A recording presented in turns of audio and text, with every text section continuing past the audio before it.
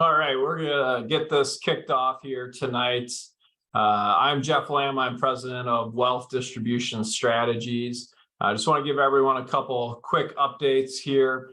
Earlier this week, you should have received an email with our second quarter market commentary video. So with everything happening in the markets, the debt ceiling, check that out. It's a little less than 15 minutes long.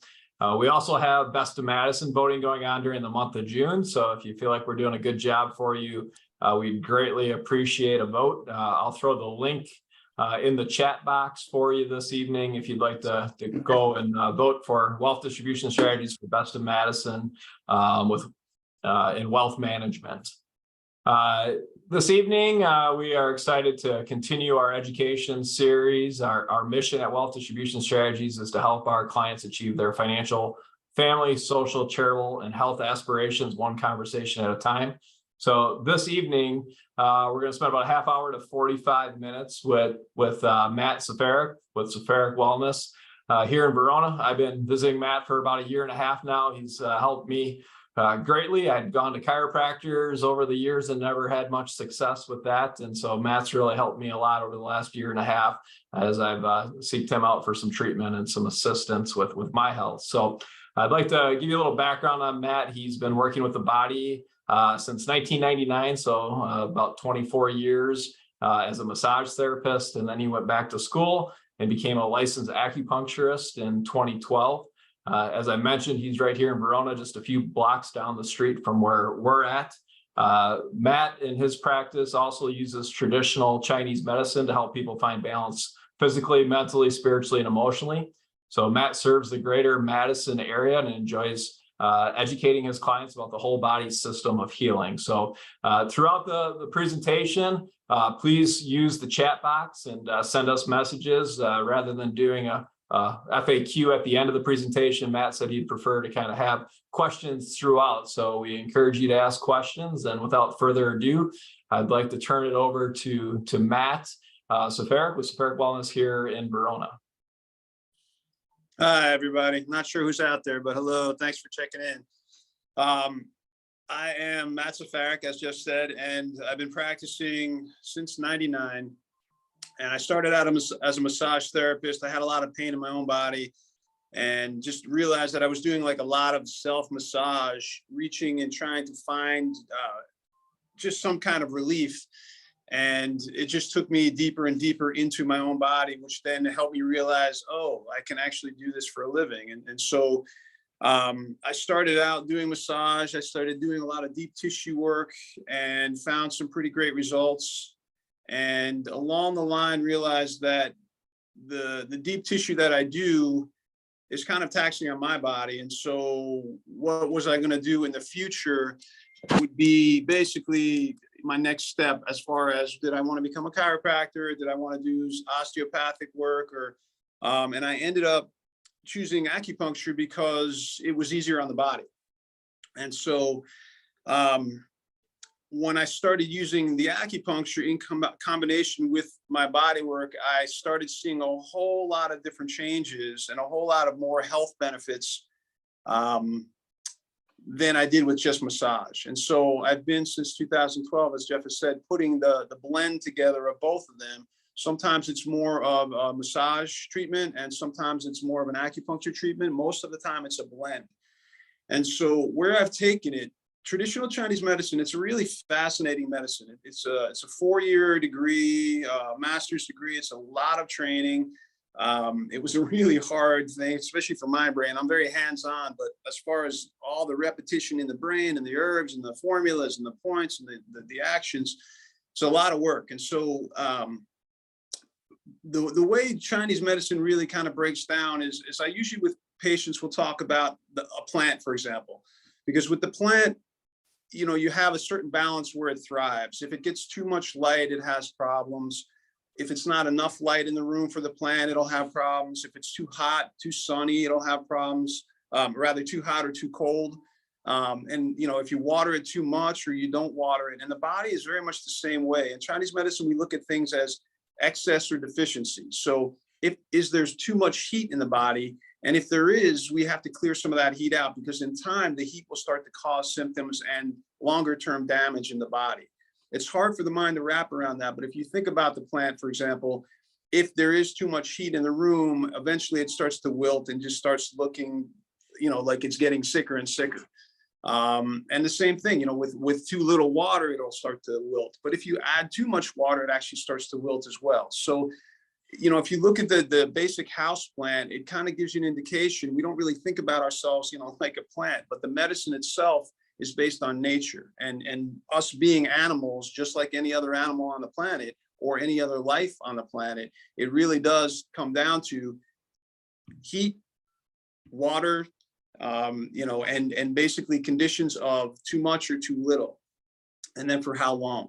And then when you twist into that, the mental emotional side of things, we're programmed as children by our parents or our mentors and our teachers and events, scary events or happy events.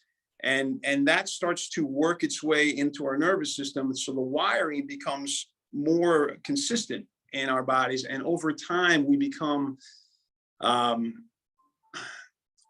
asleep at the wheel. We tend to start to head through life on autopilot.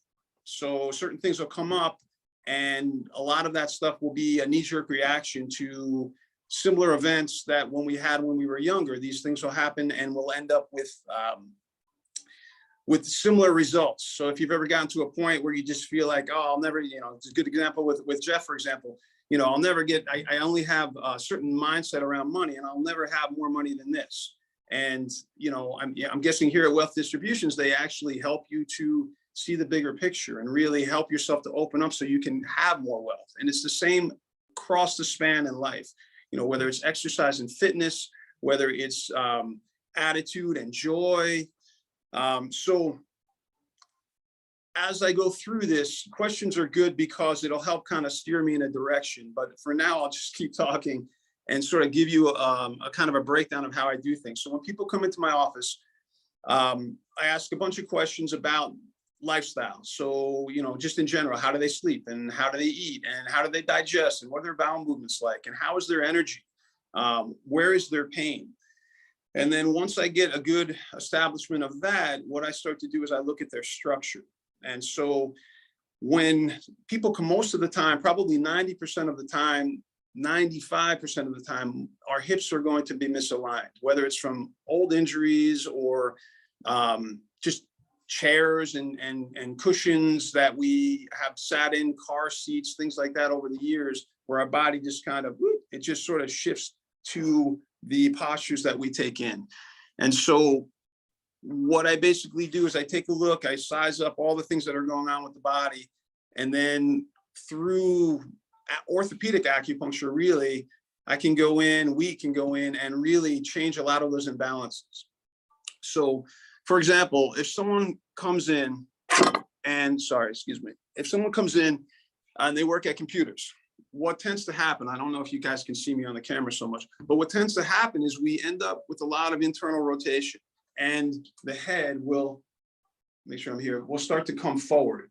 So, we end up with this posture that over decades, for a lot of us, grows into our system, and it becomes to the point where we don't realize it actually happened, because it happens over years, but tissue has shortened and we lose range of motion. And then we start to go for movements that we haven't done in a while quickly, and or throw a ball with our kid or whatever, and we start having pain and problems. And it's not necessarily just that we're getting old, and it's not even necessarily just arthritis. It's more that when you have a joint, the way it articulates, the joints don't move unless the muscles move, right? You've got a muscle from one point to another point, and when it shortens, it'll move the joint. And the other one, the same thing. When it shortens, it'll move a joint. And so what happens is when we start to shape our bodies into our lifestyle, imbalanced wise, we start to change how that joint rests. And though the movement itself, when it articulates a smooth way, we don't have any problems usually. But as soon as it starts to park itself in a different place, it'll start to rub and click and cause problems and inflammation. And it happens over and over and over, and we start having these problems. So a lot of what I do is I take all that information, bring things back into balance through the orthopedic acupuncture, and then I'll get in and start lengthening tissue that's too short, right? So if my head comes forward, make sure I can see myself here. If the head comes forward, I start to have lengthened tissue back here and shortened tissue here. And then what I have to do, because as my head comes forward, I start looking at the floor, I have to use these little muscles that normally I used to look up to shorten to help myself see forward. So I have these little imbalances. They're not major, but they're in there and they start to cause problems over time. So what we tend to do and look at is start to work at getting the length here, lengthening here, and clean things up so they start to articulate and function in a better and smoother way. So we actually have a whole lot less pain. I've got several areas of my body that have plenty of arthritis, and I don't really have much pain, mainly because I just keep my body balanced. I stretch regularly. My diet could be a little bit better, but in general, we take a look at the diet and inflammation and everything else and make sure that we have some kind of foundation that's going to give us the best benefits in life on a day-to-day basis. Excuse me for 1 second. So Matt, when I first met with you, you talked about my shoulders coming forward as we sit at the desk all day long or in client meetings. And my kind of relaxed position is when I'm standing around, is just putting my arms across my chest. And so can you talk a little bit about like just little things that we can do on a day-to-day Yeah, sure. basis, besides obviously stretching is good, but to kind of help offset some of what we're constantly doing all day on our devices and at our desks? Yeah, no, that's a great question, actually. Great point. Is that, lifestyle shapes us. So when you think about, so for example, for Jeff and for a lot of us, we are at computers all day long. So our body is actually mostly in a fetal position. We're tucked in anteriorly, shoulders come forward, our hips are flexed. So hip flexion is basically, sorry, that's the camera, is just knee to chest, right? When I bring my knee to my chest, I'm flexing my hips. So when I'm sitting in flexion the whole time. So when we take a look at the body and take a look at our day-to-day, how often are we spending time in an internal position, for example? And so what we can start to do, most of us will be, we sleep on our side, for example, so the shoulder rolls in when we sleep, and we're making breakfast and we carry groceries or we carry children, everything brings us internally. So the idea is, what can we do? What types of things can we do to counter so much information in the body, bringing things forward and keeping ourselves stuck in this position that changes how things operate and causes problems? And one of the things, like Jeff just brought up, is, for example, when we stand and talk to people, we tend to cross our arms. And what that does is that keeps us in internal rotation. So something different and something we can start to get used to is just to put our arms behind our back. So I'm standing with my hands just clasped behind me. And what that does is that keeps my shoulders back, comfortably back, as opposed to anteriorly forward here. And in time, this will get worse and worse and worse. And you see it. And you see a lot of people, even with the computer, with the forward head, and they get this little hump here. I don't really have the best camera here but they get this little hump, this dowager's hump, we call it. And all of that stuff accumulates over years. So we want to counter how we sort of move through the day when we're not forced in these positions. If I have to sit at a computer, fine, but maybe I get a standing desk and maybe I do that hand clasp. I stretch this out for 30 times a day. I do something like that. And when I'm standing at line at the bank, maybe I'll go ahead and I'll stand and stretch my shoulders out. With this neck here, this gets shorter. I can pin my chest here and actually stretch the front of my neck. I can take my hand and grab the shoulder, come over this way, and actually stretch out the tissue. So my neck, I get stuck, I can't turn. I open things up so that I can get things moving again. And we can start to incorporate certain little things like this into our lifestyle so that we actually keep this balance within our body standing. Because otherwise it just gets worse and worse and worse as we get older and older. And a lot of people chalk it up again to age. Oh, I'm getting old, arthritis. But that's not necessarily the case. I mean, the gray hairs come, right? The mileage, the wisdom, it's good stuff. But the joints don't necessarily have to wear out as soon as they do. Our whole system, society-wise, is set up in a way where basically for us to fail, because we sit and we don't move very much. And we end up with a lot of pain and discomfort because the body forgets that this is supposed to be. right? So the mind has this mindset of use it or lose it, right? For the dementia and the different kinds of mental diseases, senility diseases, the physical body is no different. If we don't use a range enough, we start to lose it. And so the whole idea is to find things that we can do to open the body and counter all of the imbalances that we keep forming in. So for sitting, for example, the hips are being flexed, right? The knees up toward the chest. So we can go into just a lunge, which is basically, I'll show you this, real simple. It's just basically the hips. And if I step forward, I don't know if you can see this, apologies everybody, but if I step forward, I can start to put a stretch right through here because my leg is going back behind me. Sorry if anybody's getting nauseous or dizzy. But the idea is there's a lot of things that we can do to counter, real subtle things that in the beginning, it's a little hard to remember to do. But if you do them enough, it becomes second nature. And before you know it, you're stretching little things here and opening little things up there, and you're actually feeling better all on your own. I tell patients all the time that your health is really your own responsibility. And you come to someone like me who's got some training that can help guide you and open a few things up. But it really, if you come, let's say you come once every 2 weeks, even for a treatment, there's a lot of hours in the day and in the week. Other than those 2 hours, there's a lot of time where we can either be doing good for our body, or we can keep driving ourselves deeper and deeper into that imbalance and into pain. So, and again, then the mind comes into play as well. And not enough people do this, but meditation, really slowing the mind down.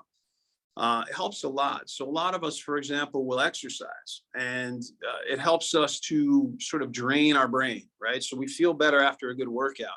But what happens also now is we have a body that's imbalanced. We're driving hard to try and shake the day off and all the busyness in our mind.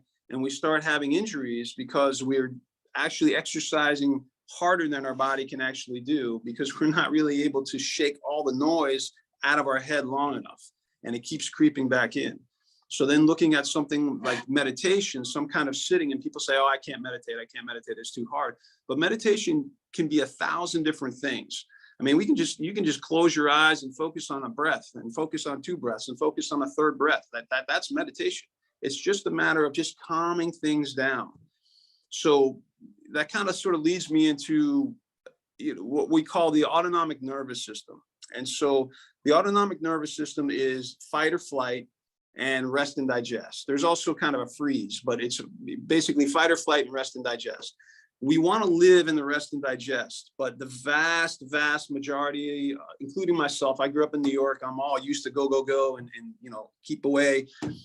The fight or flight can be damaging, because it's really designed to help us get away from the saber-toothed tiger, or get away from the bus, or just keep us safe. And it should be a momentary thing, and then it's done. Similar, like so if you're leaning in a chair, right, and you lean back and you start to fall back a little bit, you get that buzz of adrenaline. With milliseconds, it comes into the body.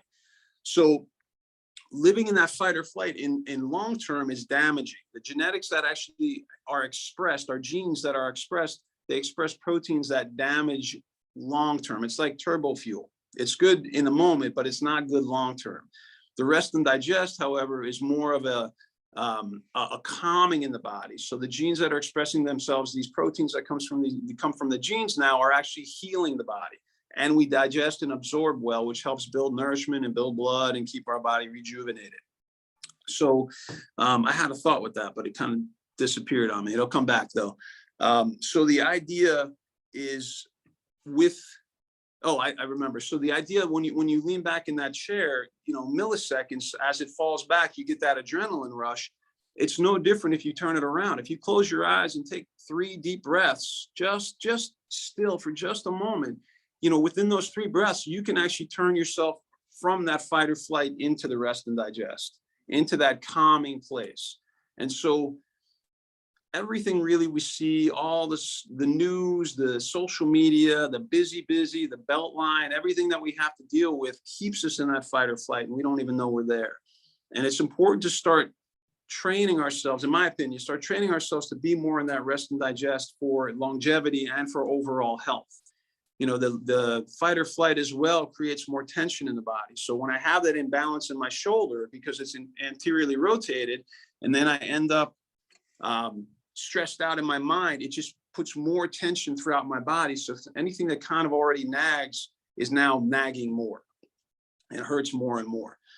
When we're in that fight or flight as well, we're not really digesting well, right? You know, fight or flight, rest and digest. So when we don't digest well, we end up having a lot more inflammation in our body. Our bowel movements are softer. You know, the soft bowel movements are more about nourishment that we haven't absorbed. We're supposed to absorb all that nourishment as it transits through our digestive tract. We're supposed to pull all that out, all that nourishment, put it in the blood, and then go heal everything. But if we're not digesting well, we're missing out on a lot of nourishment because it just comes out with our bowel movement. So we don't really think about mental health a whole lot when it comes to physical, but mental health has everything to do with our physical health. And so, one second, let me drink some water. And if you guys have a question, please.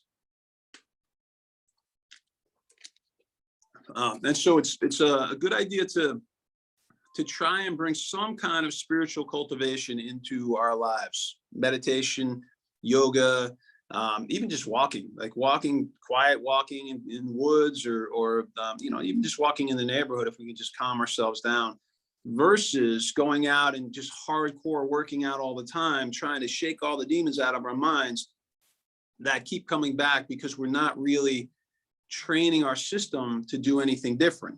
We're just moving it faster and harder for a little while, so we almost forget about it. But then when we come back, they're still there. So we want to figure out how we can actually rewire our thoughts. And it's interesting because meditation, when we drop in, we operate, generally speaking, at alpha waves, or the beta brain waves. There's 3 levels of beta brain waves, but we operate in the beta from the day-to-day stuff.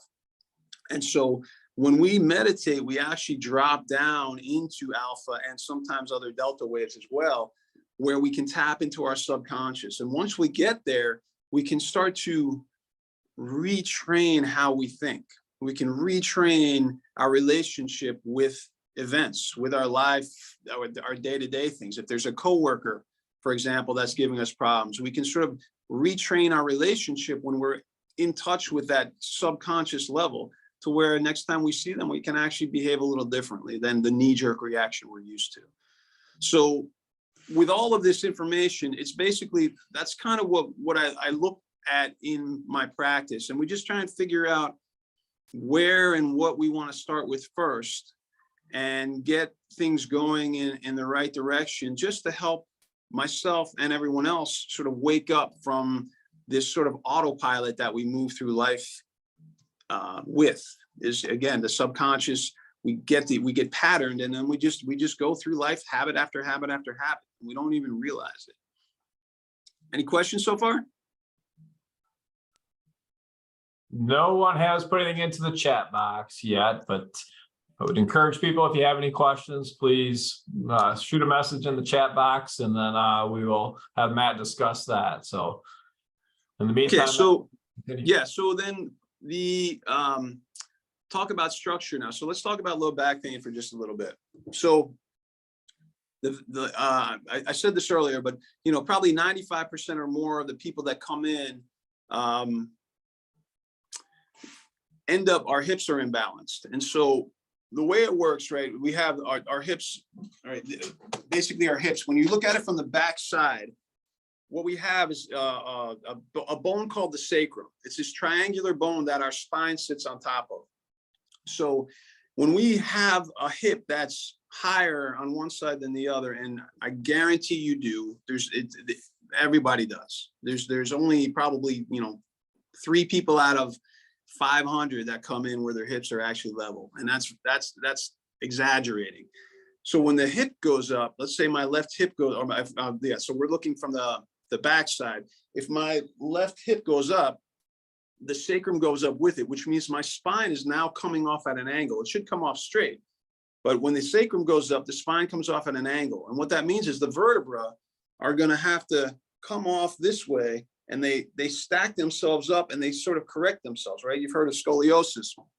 It's basically that curve in the spine where the spine has to bend itself around in order to deal with gravity, the pressure of our body weight and gravity. So in time, those discs, as we age and we have that imbalance, the discs narrow and the discs start to close, or the vertebrae start to close down a little bit. The disc starts to smush out a little bit. So we start having more disc issues on nerves that come out through here. And we start to have these long-term problems where they start doing surgeries and nerve blocks and all these different things. A lot of that stuff is correctable.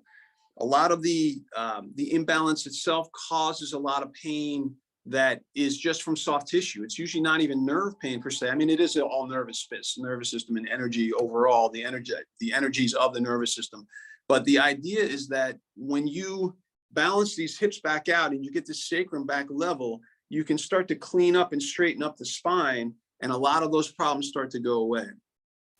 There's something when that spine goes up, for example, and this is a little hard because usually I talk with I'm Italian, I talk with my hands a lot, so it's hard to do this without the camera on me more.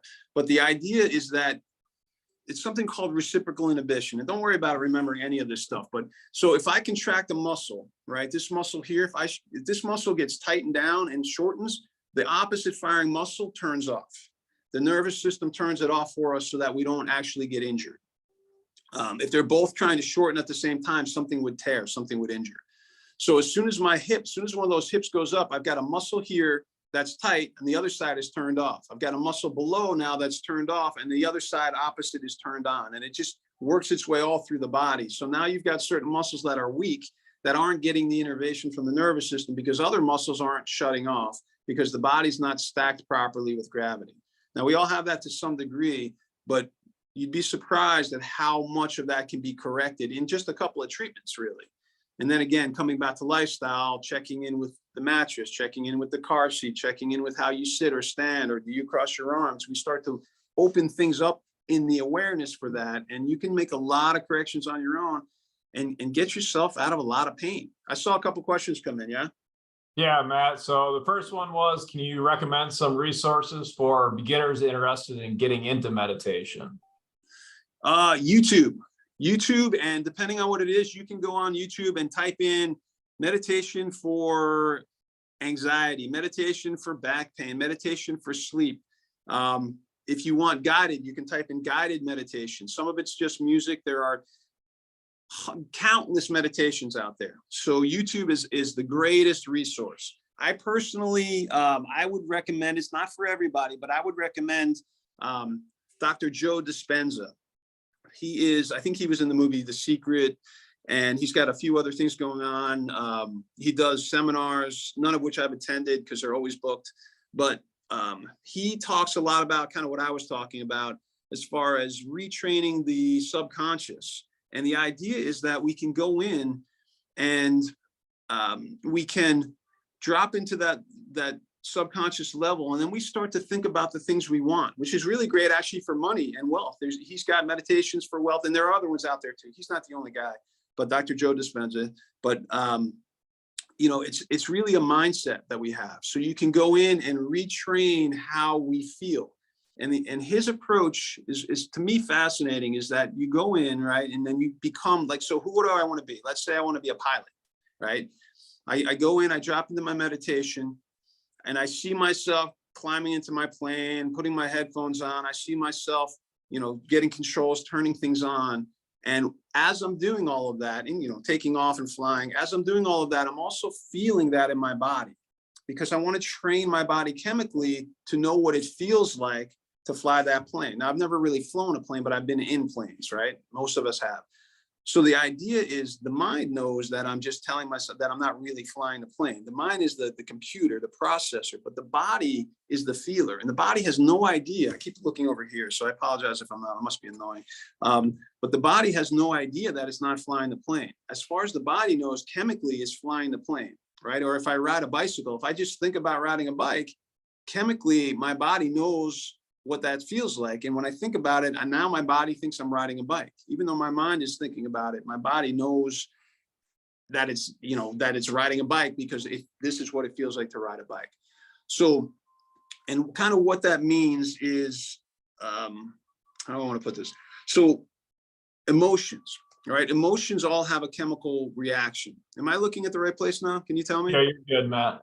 Okay. So if I'm angry, there's a certain chemical mixture, like this chemical soup that comes into my blood, right? Similar to if my chair tips back, there's that hormonal rush, that adrenaline. If I'm angry, there's a certain chemical reaction in the body. If I'm frightened or scared, there's a chemical reaction, or anxious.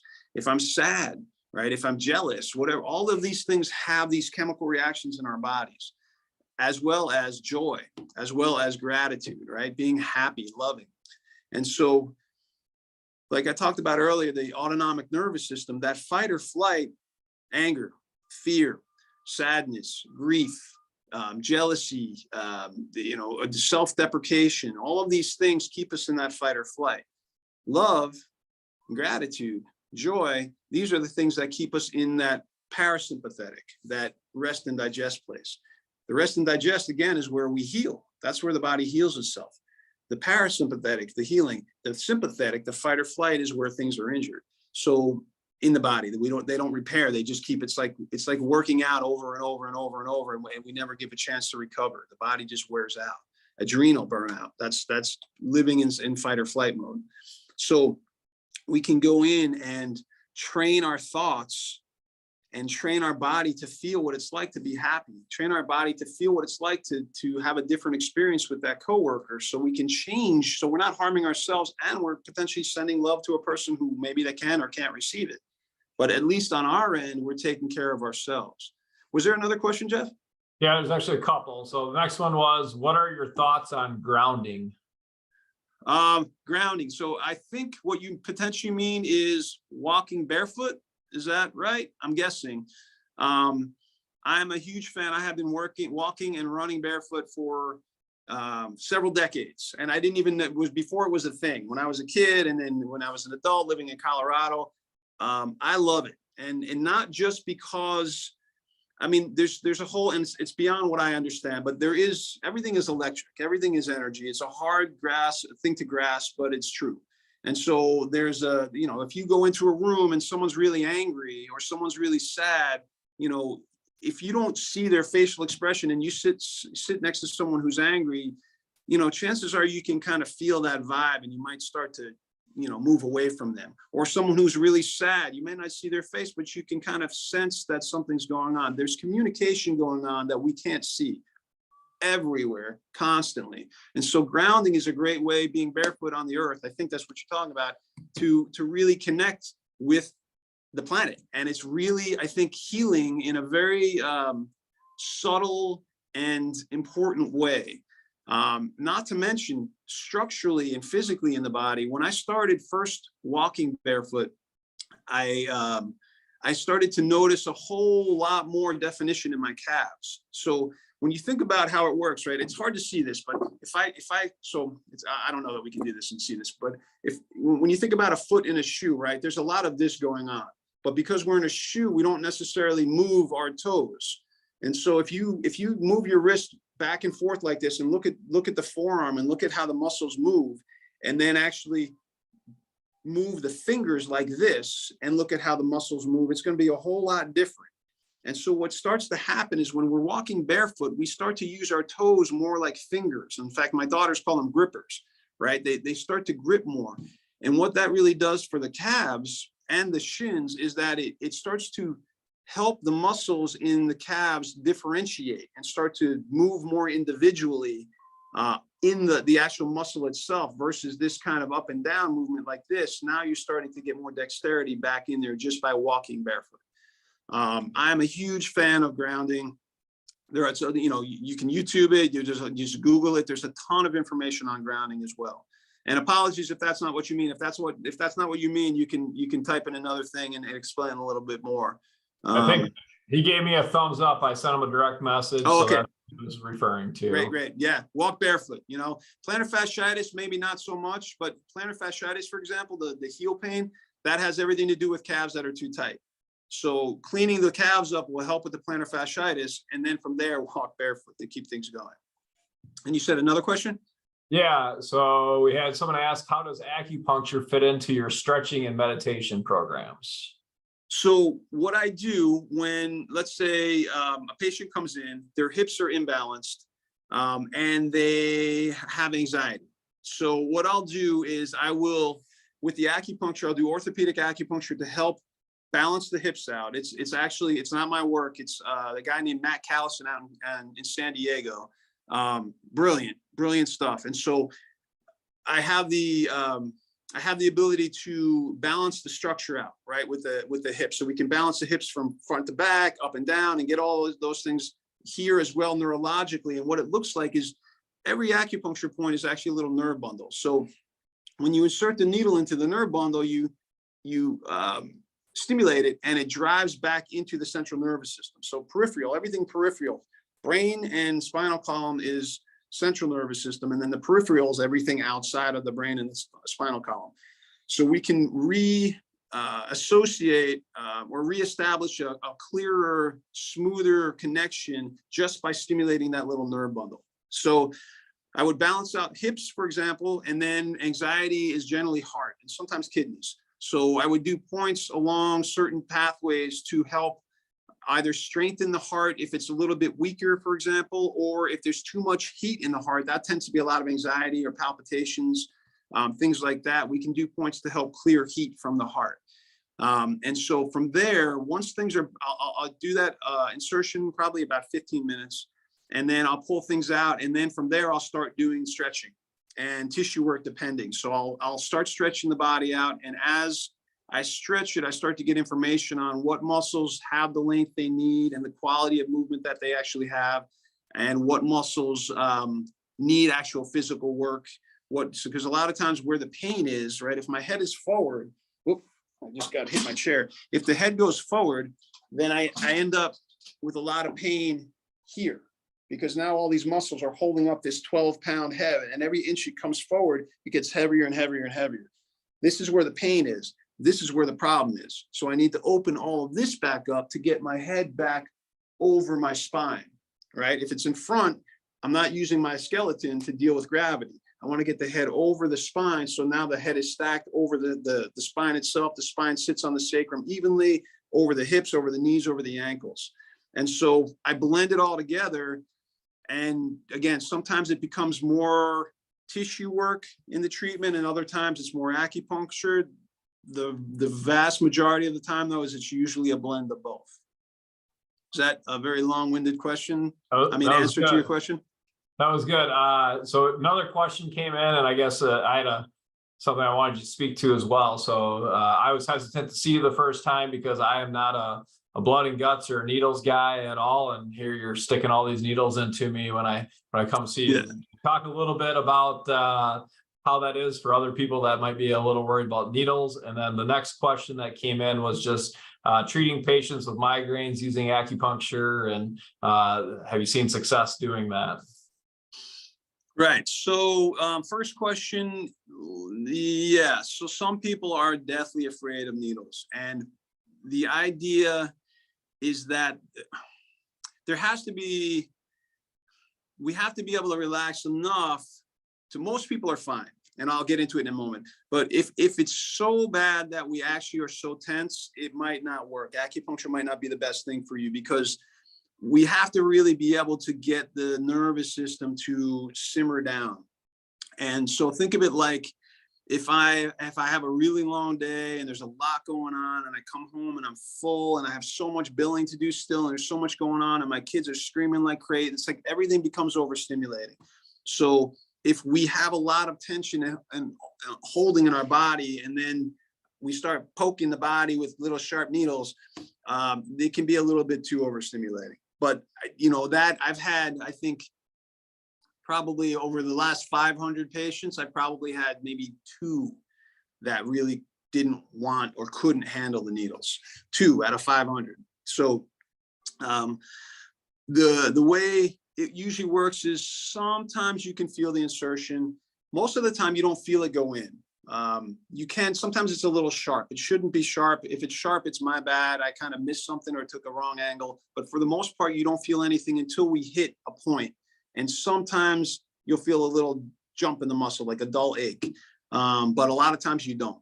So, and people get more and more used to it. And what happens in time is that people will come in and we'll be chatting as I'm doing insertions to start the treatment, and we're chatting and I'm halfway through the insertions, and the insertions usually take anywhere from 3 to 5 minutes, if that. And then from there, by the time I'm done, they're out. They're like, the conversation has stopped. They're just relaxed. They're kind of in their own little world. It doesn't happen with everybody, but it happens with at least probably 70% of the patients that come through that. We call them seasoned patients. And so if there is a phobia, I get it. I totally get it. And what I tell people also is sometimes, we'll come in with pain, and if we can do the acupuncture first, we can really help to reset the nervous system so that things are ready and prepped for the tissue work. If we just do the tissue work, what I tell them is, it hurts sometimes. When you get into dysfunctional tissue, it's painful. If you go to a talk therapist and you start talking about some kind of events when you were younger, family stuff, parents, whatever, it's painful. Emotions can be really painful. It doesn't feel good to go through them, but in order to really get to the other side and heal, we need to get through that stuff. And so the body itself physically is no different. When you get into really dysfunctional tissue, it can be uncomfortable. And so basically what I tell them is, I can stick my fingers and my elbow in there and it's going to hurt like hell for the whole time. Or, we can do some insertions and prep things up. And then when we get into it, one, we don't have to do as much tissue work. And two, neurologically, the work's already done. So all we have to do is now match up the tissue with the neurology that we just sort of reset in the body. And what was the second question? The other question was about treating migraines with acupuncture. Oh, right. So migraine headaches, in my experience, I don't know that I've ever come across a migraine headache that hasn't been referral pain. And what that means is that these muscles here, these muscles here, these muscles back here refer up and over into the eyes, into the occiput. Pain will creep up around, pain will creep up into the side, into the jaw. All of these things can be treated. And so the idea with the hips, for example, balancing those out, the head will mimic the hips. So what usually happens, unless there's been some real trauma, let me start by saying this. I've had a ton of success with treating migraine headaches, tons of success. I don't know, there's maybe, I think I can think of maybe 1 or 2 patients that I haven't really been able to help them through their headache. And a lot of that usually is, again, a lot of tension, a lot of hold in the body and that mindset. And it's just, they can't, and it's not their fault. They just can't settle. Like stubbornness in the body. Our parents are stubborn. My dad was stubborn. I tend to be a little stubborn. It's ingrained deeply. And if we can't move past that, like I said, when there's tension, whatever happens in the body hurts in the body. Whatever's hurting in the body is potentially going to hurt more. But I've had a lot of success with headaches. Even headaches that you've had for 30 years, it doesn't really matter. It's more about getting the structure back. So when the hips are imbalanced, that spine is off. If my right hip goes up, for example, then my right head is going to go up a little bit as well. It's really subtle, but this will happen. And then the body itself will try and correct itself or adjust a little bit. And it's really subtle, but it's not hard to see if you know what you're looking for. So the first thing, again, is to go in and get the hip, the foundation that the spine sits on level, so then the head can drop in level. And then we start to go in and clean up all the injury from either whiplash, fell off a horse, car accident, tripped up a stair, tripped down a stair, slipped on ice. Doesn't take much to bop, and like things will tighten in the neck, and that's the new pattern. So if I roll my ankle, for example, the muscles that get overstretched in the ankle will tighten down to protect. And that's the new pattern. Unless I go in and change that pattern, that tension is the new pattern. And we just learn to live with it. So a lot of it is unraveling the tension that goes on in our bodies and in our neck. That's more of the orthopedic approach. And that's a pretty successful approach. And then the other side of it with migraines, for example, is that if I have a headache somewhere going on, it depends on what part of the head. There are different channels from traditional Chinese medicine. There are pathways throughout the body. So, for example, if I have a headache up through this side of my head, this is all gallbladder channel. So I can hit some points in the feet along the gallbladder channel that will help drain and pull that stagnation and that headache down and out of the head. And so I usually do a combination of those, where I use points to help drain the headache, and then I'll also go in and clean these muscles up so that they can they can just function better. And you know, if you press on something hard enough, sometimes it will refer pain in other places, and that's mostly what that's a referral point, and that's mostly what the headaches are. Is in my experience, I don't know how many treatments I've done. I honestly have at over 20,000, and the headaches themselves, almost always we can find right where the headache is. We can find the point that zings right up into, oh, that's my headache right there. Yep. And so it's just cleaning the structure up and then cleaning the tissue up to match, and things get better. And I've seen it too many times to be talked out of it. I saw another question. Yeah, so there's actually two more that came in. So were you saying that with acupuncture it can calm the person down so much that during the direct insertion that the patient can fall asleep during that? Or Sometimes, yes, not everybody, but I definitely, it happens fairly often to where as the insertion, so the acupuncture itself, some of the points we do are kind of stronger depending on the treatment, but acupuncture is really good at creating flow and movement in the body. So the idea, right, the headache is stuck up in here, and I do some points in the feet to help draw that stagnation out of the down the channel, down and out of the head. And so as the body starts to flow with these acupuncture points, the nervous system just starts to calm down, and people will actually fall asleep. That, you know, I've had people snore. It doesn't happen a lot before the insertions are done, but I've had people snore before the insertions are even done in. And then I'll put the insertions in. I'll sit and do a couple notes real quick in the room, and we'll be chatting for, you know, sometimes 2 or 3 minutes, and they're snoring. Not everybody, but there's definitely plenty of people that are actually snoring within, you know, 3 to 5 minutes after the insertions. And it really is just helping the body to just settle, gets us into that rest and digest place. The body just calms down, and then it starts to right itself. And for the most part, we all need sleep. What I'll say is usually, like after a treatment, some people will get off the table and feel really energized. And that's because they tend to have a lot of stagnation. And now the stagnation is moving, and their body is more vital, and they're going. Other people, and I think more the vast majority of people, when they get off the table, tend to be more tired, because now the body has sort of been righted and more balanced, and the body's tired because we're go all the time, and it needs rest. And we run on adrenaline, we run on, you know, on getting things done, and that adrenaline keeps us going, but it's exhausting. And the adrenaline gets us through the day, and then we, you know, collapse at night because we're so tired, but we don't necessarily get a good night's sleep because we're becoming more and more deficient, because that adrenaline takes a lot of fuel, burns a lot of calories to go. So some people will be energized, the ones who are vital, and things will feel better. And the ones who need sleep, when they get off the table, they'll be a little more tired, in which case they tend to sleep better at night, and then they rejuvenate. Another one? Yeah, the other one was, are any of your services normally covered by Medicare or Medicare supplements, or just health insurance in general? There are some health insurance policies that do cover, and I do have, I have an insurance biller that I send all the information to them. I work with the VA, so that's kind of a nightmare, but I work with the VA and do a lot of billing through my biller with all of that. Medicare tends to not cover very much. If I'm not mistaken, it has to be low back pain only, and there has to be some kind of primary care referral. Medicare is a little stickier. They haven't really gotten there yet, but they are getting close. But there definitely are some insurance companies that the policies that will cover. I have probably about, and when I was in California, I'd say about 50% of my practice was insurance. Now here in Wisconsin, I'd say probably right now about 25% is insurance right now.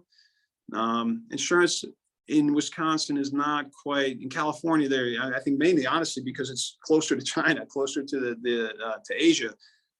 They get it. They get the benefits, they see the benefits more, whereas Wisconsin is still kind of emerging and starting to understand, oh, this is actually a really helpful modality. But I do have an insurance portal that I can send to people where they can fill out some basic information and then submit it. And then I'll know within a couple of days through my biller what kind of coverage, if any, they have, if there's any deductibles, if there's any copay, things like that. So insurance does pay for some. And then another question came in. Do you do anything with testing to find out which foods are reactive or create inflammation for the individual? I don't. Currently, I do not. It's funny because I had a patient today who saw a chiropractor up north. His wife did, and was fascinated. And so it's something as time goes on and continued education, it's probably something I'll get into, but I don't do that myself. I can probably find out a good person, like a referral though, for somebody who does do that. And I'm sure they're nearby. I'm sure there's a lot of them actually in Madison. Okay.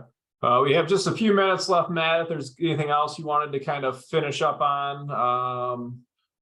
Yeah, well, I'll talk about a little bit just with the inflammation and foods and inflammation. So obviously, some of us have food sensitivities.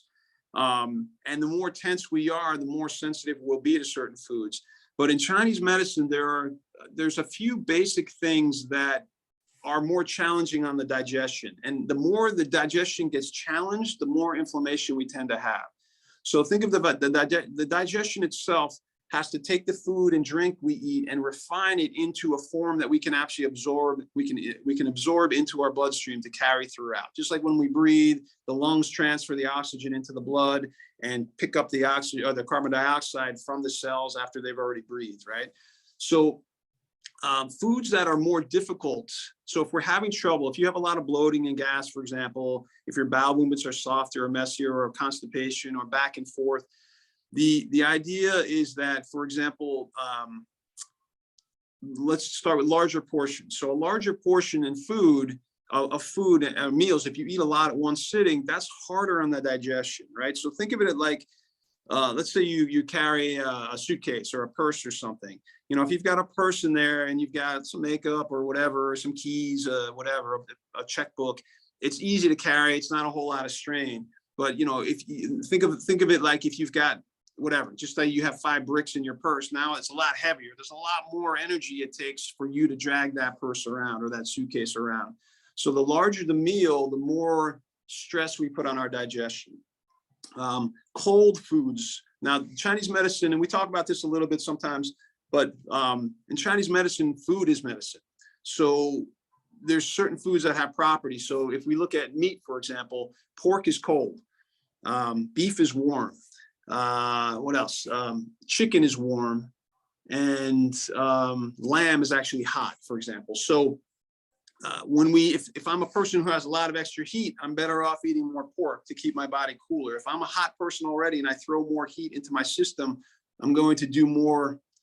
We call it damage in Chinese medicine. It actually is damage, but it's recoverable most of the time until you get 30, 40, 50 years out and we do more permanent damage. But food itself, cold, is harder to digest because the body has to take it and warm it up first before it can actually pull the nourishment out. So you've got big portions are more challenging. Cold food is more challenging. Dairy is more challenging. It's thicker. It's harder to break down. Not that we shouldn't eat these things, but it's if you eat a lot of or drink a lot of dairy, it can gunk up the works more so and make the digestion worse. Make the bowel movements messier, for example. What else? So raw foods. Raw foods are considered cold in Chinese medicine. So if you have a piece of broccoli, for example, that crunchy piece of broccoli, it's a lot harder for the body to break through that cellulose layer and get to the nourishment. But if we steam it, we don't want to overcook our foods because then we cook the nourishment out. But if you actually steam a piece of broccoli, it's a little softer. Now, when we chew it and get it down, the body can get right to the nourishment. So it's a lot easier. Raw foods become more challenging on the digestion. Late night eating is also more challenging. We don't tend to sleep as well. We might fall asleep quickly with a full belly, but we don't digest as well. At night, that's when we should actually be absorbing all the nourishment from the daytime when we actually ate and digested all the food.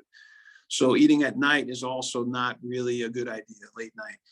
And then eating and working. So think of it like, if I'm on a computer, for example, and I'm concentrating and doing my thing and focusing and I'm putting food in my mouth and chewing, and I'm not present with what I'm eating, number one. I'm not really tasting what I'm eating, number two. And because my brain is, it needs blood to think, right? So when I put food in my belly, I need blood to digest. So if I have blood up here and blood down here, I'm not necessarily going to be able to concentrate as well because I need some blood to come down here now, and I'm not going to digest as well because I still have blood up here. So it's a good idea when we eat to actually be able to just sit and eat and smell and taste the food and really savor it and enjoy it instead of pounding it down and getting work done. Our digestion, we're just not built that way. And once in a while is okay, but if it happens day after day after day, we actually do damage to our digestion. And, you know, it can recover, but it takes a little bit of time to rebuild that. We can do acupuncture, we can do herbs, but also mainly just changing our eating lifestyle, our eating habits rather. Anything else? Can you just talk a little bit about like how you charge? Like, is it a standard fee or? Yeah, so there we should probably wrap it up. So. Okay, yeah. So charge, if it's insurance and there's no copay, you just come in, you get the treatment, and you go home, or go wherever you're going. Usually, though, the cash rate, my initial is an hour and a half. It includes the intake. We sit, we do a few things, and that is $190. The follow-ups are usually an hour, and those are $105. And generally it's a similar treatment, and the first treatment's a little longer so we can sit and talk. And then there are hour and a half follow-ups too for 180.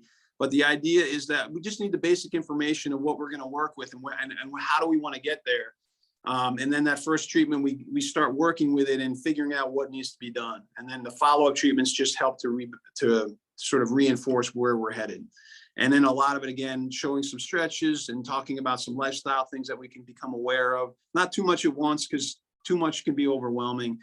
But 190 for the initial, and then 105 for the follow-ups generally. And it's good stuff. I've been doing it a long time. All right, that sounds great. Matt, with that, I think we're going to close this out. I'd like to thank you so much for coming and sharing this information with us. Obviously, we focus a lot on financial health, but equally as important are our mental and physical health. So we make sure when we get to that point where we've got the finances we need, that we are able to do things we want to do as well. So thank you for coming out tonight, and thank everyone else for coming and attending. I'm going to pull up a slide here really quick that has some of the upcoming events we have. Coming up, we've got some client events of July 11th at 6 p.m. We've got Assisted Living Education Seminar presented by Darian Delson from Comfort Keepers. Then on the 23rd, we've got a WDS tax planning conversation led by Luke Wendt, one of the tax advisors in our group. And then September 19th, we're working on something that's going to be a nutritional related one. And we'd like to remind you that for all these events, please feel free to invite your family and friends, anyone you think that would find this information useful. It's not limited to just our clients. And also, please remember to get out there and vote for WDS on Madison.com. I know that's in the chat again, that you can go and take a look at that. So with that, if you want more information, Matt's information was presented at the beginning, and I'm sure you can reach out to him here locally, and I'm sure he'd be happy to talk more with you if you have any questions. Thanks, everybody.